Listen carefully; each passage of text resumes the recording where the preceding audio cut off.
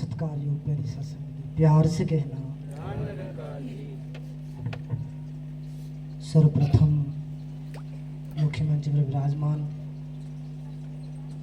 परम पूज्य हेमराज जी शर्मा, जो कि सत्संगत हमें आशीर्वाद देने मात्र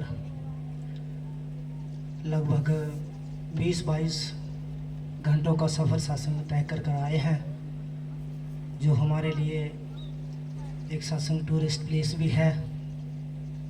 मसूरी भवन जो उत्तराखंड में पड़ता है, और सत्संगत वहाँ पर सदगुरु माता जी अक्सर साल में 2 महीने सत्संगत इनके पास रहते हैं उसी भवन में।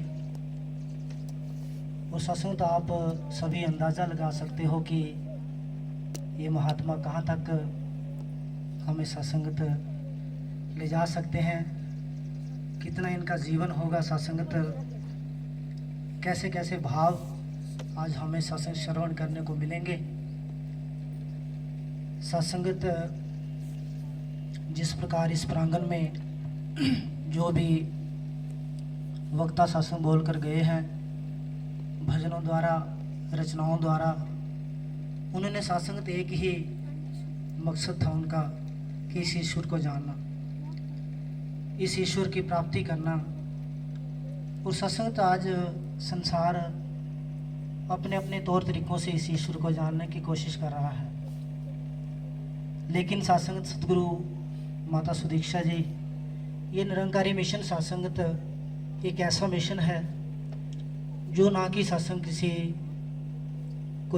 किसी का धर्म बदलता है, ना किसी का पहरावा बदलता है, ना किसी का जाति बदलता है, ना किसी का मज़हब बदलता है। सत्संगत ये सिर्फ़ और सिर्फ इंसान को सत्संग जीने का सलीका दिखाता है।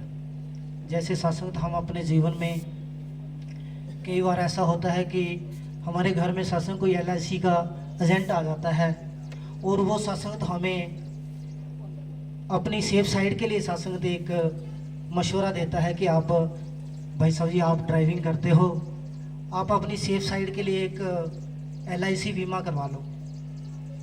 उसका सत्संगत एक मकसद ये होता है कि इसका जीवन जो है वो सिक्योर हो जाए।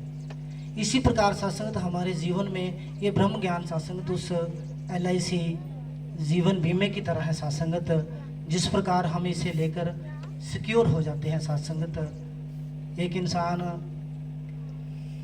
जब सत्संगत किसी महकमे में भर्ती हो जाता है, हम सत्संग फौज ही लगा लें, वो सत्संग सिपाही से लेकर ऊंची पोस्ट तक जाता है, वो सत्संग तरक्की करता जाता है, मेहनत करता है, उसकी तरक्की होती चली जाती है। और सत्संग एक दिन ऐसा आ जाता है कि उसकी रिटायरमेंट हो जाती है, और रिटायर होने के बाद सरकार उसे एक ऐसी सैलरी लगा देती है जिससे वो अपना जीवन जो है गुजर बसर करता है। और सत्संग फिर वो आराम से अपने पंखे के नीचे लेट कर सत्संग अपनी ज़िंदगी का आनंद प्राप्त करता है। इसी प्रकार सत्संग ये ब्रह्म ज्ञान है, ये सदगुरु की सत्संग क्लास है। इसमें हम सत्संग जब भर्ती हो जाते हैं, इसमें हम जब ज्ञान लेने के बाद जो हमारी ज़िंदगी जो है सत्संग शुरू हो जाती है, फिर वो सत्संग धीरे धीरे तरक्की की ओर बढ़ती चली जाती है। और एक दिन ऐसा मुकाम आ जाता है कि सत्संग हम इस ईश्वर को जानकर इससे बातें करना शुरू कर देते हैं और इसको प्राप्त कर लेते हैं। सत्संग ईश्वर को जानना कोई बड़ी बात नहीं है। महात्मा सत्संग सक्षम है, आपको सत्संगत मात्र 1.5 घंटे के बाद सत्संगत इस ईश्वर का दीदार करवा देंगे। ये प्रकट कर देंगे कि जिस ईश्वर के बारे में सत्संग संसार बातें करता है कि मिल नहीं सकता, पाया नहीं जा सकता, और सत्संगत संतों महापुरुषों ने हमें वाणी में समझाया भी है कि नाल हवंदा लै न सकंदा, सौ न जाने मूड़ा, माया मद माता होशी बाता, मिल ना जाए पर बंदड़ा, कहो नानक हरि साजन सबके निकट खड़ा। जो हमारे पास है, हमारे अंगों के साथ संग कर रहा है, उसके बारे में सत्संग हमारे विद्वान कह रहे हैं, हमारे सत्संगत धर्म के ठेकेदार कह रहे हैं कि इस ईश्वर को प्राप्त नहीं किया जा सकता। ये महात्मा सक्षम है, आपको इसकी जानकारी करवा देंगे। और जिन्होंने इस ईश्वर को जान लिया है वो मुबारक पात्र हैं, और जिन्होंने नहीं जाना वो सत्संग समय रहते इस ईश्वर को जानकर अपना आया हुआ सफल कर लें। और सत्संगत एक छोटा सा दृष्टांत दास को याद आया कि जिस समय सत्संगत हनुमान जी आपको पता है राम जी के प्रेम भक्त थे, प्रिय भक्त थे। उस ससुत वो जब लंका को जलाकर प्रभु राम जी के पास पहुँचे तो सत्संगत कहते हैं कि अगर कोई हमारे मित्र हैं तो हमारे दुश्मन भी हैं सत्संगत। तो भगवान राम जी के पास शिकायत लेकर पहुँचे, मेरे जैसे जिनका सत्संग दिमाग नहीं था, वो कहने लगे प्रभु आप उस हनुमान को बहुत अपने गले से लगाते हो, बड़ी उसकी सराहना करते हो, वो देखो क्या करके आया है, उसने पूरी लंका ही जला डाली है। तो सत्संगत हनुमान जी को बुलाया गया कि लाओ उसको पेश करो, मैं पूछता हूँ। तो सत्संग जब हनुमान को पूछा कि हनुमान जी आपके बारे में तो ये कह रहे हैं कि आपने पूरी लंका जला दी, किसी को भी जीवित नहीं छोड़ा।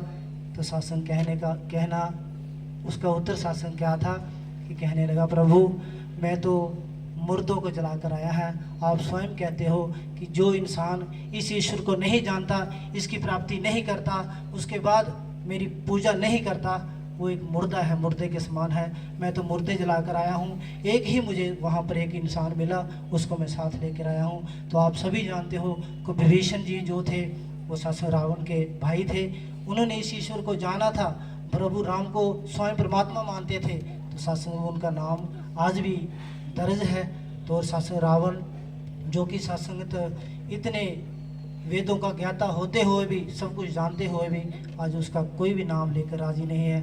हमारे घर में सत्संग जब बच्चा होता है तो हम उसका नाम कृष्ण रखना अच्छा समझते हैं, राम रखना अच्छा समझते हैं, लेकिन रावण कोई नहीं रखता। ये है सत्संग की महत्ता, इस पिता परमात्मा को जानने की महत्ता ये है।